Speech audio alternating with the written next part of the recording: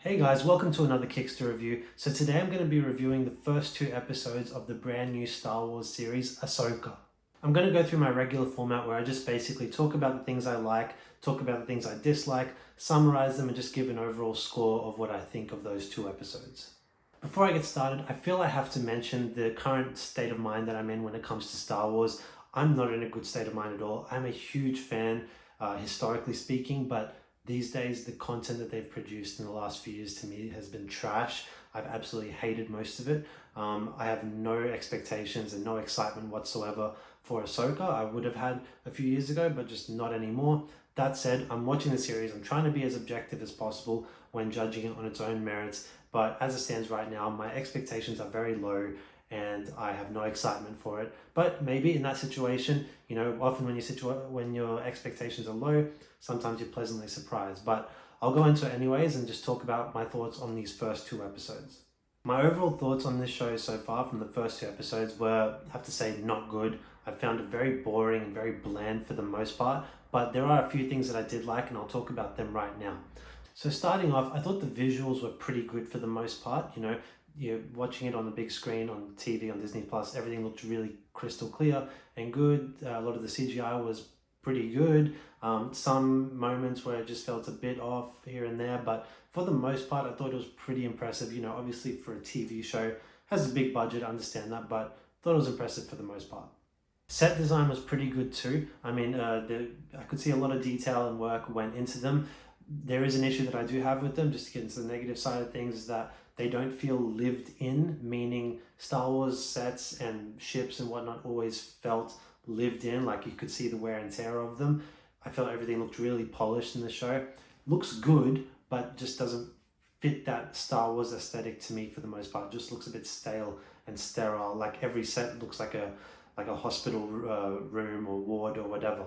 There's a nice little scene in the second episode when Ahsoka, Hera, and another guy are kind of on this little buggy, kind of going through this junkyard of sorts, or an imperial yard, and they're having a brief conversation. It only goes for about a minute, but there's a brief commentary on the politics of the Star Wars universe and basically dealing with the ramifications of a universe post-Empire, and meaning people's affiliations, just everyday people. There's people that they claim that still work within this very operation who are still favorable to the Empire, but they just don't talk about it because they don't want to lose their jobs. And so it's kind of relevant to today's scenarios where you feel certain workplaces and stuff are dominated by their own internal politics, and certain groups marginalized in terms of what they can and can't say. So it's an interesting little conversation there. I would have liked to have seen that go a bit more detailed and further, and maybe even have greater ramifications for the series, but it is pretty clear that was just a momentary conversation within that episode. I can't see it having greater ramifications, but we'll see. The last thing that I have to say that I kind of admired about the show for these two episodes is that it is a slow burn, and whilst it was too slow in terms of it was very bland and boring as a result, I feel it was admirable that they at least made an attempt to not just pack it in with action all the time, just to keep our attention throughout the whole thing, but just with mindless action. It wasn't that. In fact, they went the almost opposite direction, where they just pulled back on a lot of the action and instead just had these really slow, drawn out dialogue scenes. And I felt they went too slow with it, but I feel it's at least admirable, at least in today's society and today's entertainment, where that's just not the case anymore. But they tried to at least make it simplistic and kind of dig into the characters a bit, even though I felt it completely missed the mark on all of them.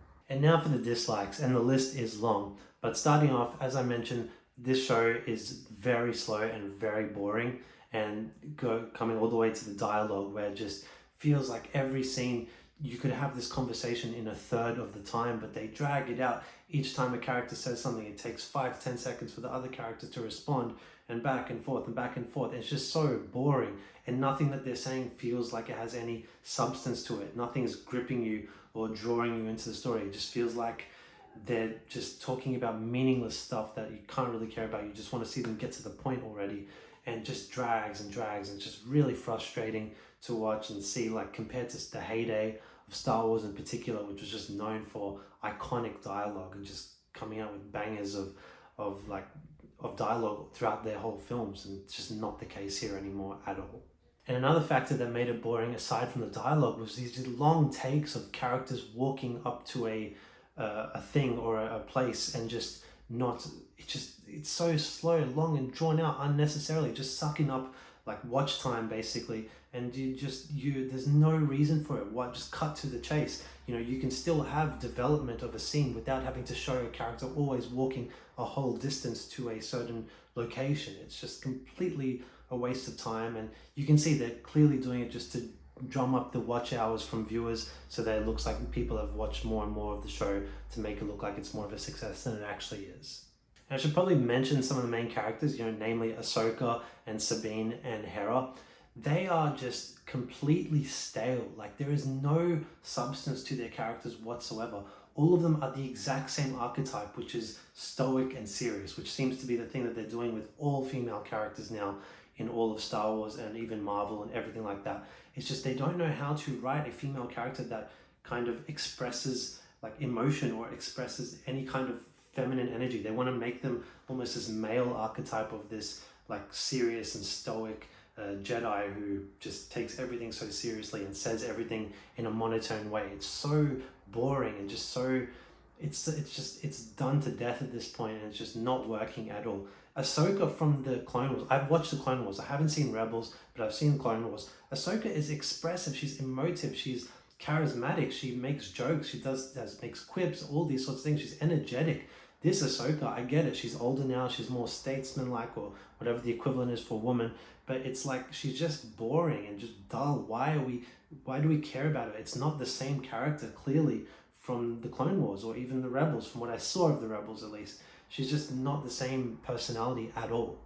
Ironically, the character with the most character or charisma in the show is a robot. The character Hu Yang, who works for Ahsoka, like he has the most personality as a robot.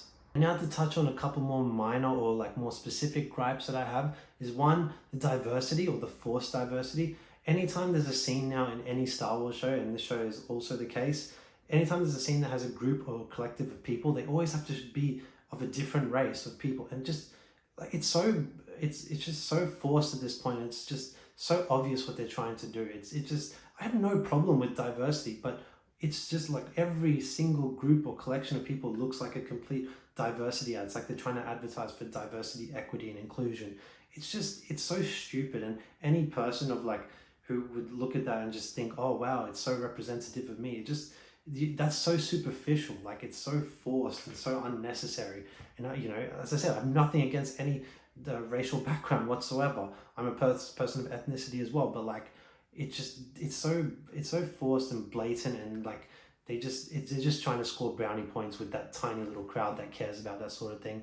But obviously Star Wars has an aesthetic. It has its species. It has people, that races that look a certain way, and keep them looking that certain way. When they're humans, we know what they're going to look like. If they're a different species, make them look that way. It's already a diverse universe in the sense that you have so many different species. You don't need to do forced, modern day diversity and ideology into this show. The other gripe I have is that Sabine, Ahsoka's apprentice, gets in a lightsaber duel here with like a Sith chick, and basically she gets stabbed through the gut and basically wakes up the next episode, in episode 2, and she's fine, just got a bandage there, and she's fine, she's up on her feet again in no time. Just completely erases the meaning of what it means to actually be struck by a lightsaber. We knew what that used to mean back in the day, going back to the prequels, the originals. If you were hit by a lightsaber through your body, your belly, anyway, you were dead. That's a death sentence for you. But now in modern Disney Star Wars, that means nothing. People are getting stabbed all the time. Because Sabine, going back to Reva with the Obi-Wan series, going back to Kylo Ren, yes, he gets force healed, but still gets struck by a lightsaber there. It's like, and even the Inquisitor from Obi-Wan as well, everyone's getting struck by lightsabers now through the gut, through like vital organs, and it does nothing to them. This is not the first Star Wars show to do this, but it's just a continuation of what they've been doing that just showed the meaninglessness of lightsabers and even the Force, what they represent now. They mean nothing. You can get hit by them, struck by them as much as you want, and you'll be fine. And yeah, it's just erased all the meaning that those things used to mean. They used to mean something, and they just don't anymore. I could go on and on about a bunch of other gripes I have, but I'm not going to get into those. Keep it pretty brief for now. Otherwise, but my overall thoughts is, look, there's a few things that I liked about it that I'll give it credit for, namely the visuals, a scene here or there, whatever. But ultimately this is a boring show so far. It's got off on a very bad foot. I don't like, obviously I expect things will pick up as it goes along in terms of action, but just inserting action into the show won't save it. It needs substance. It needs characters with personalities.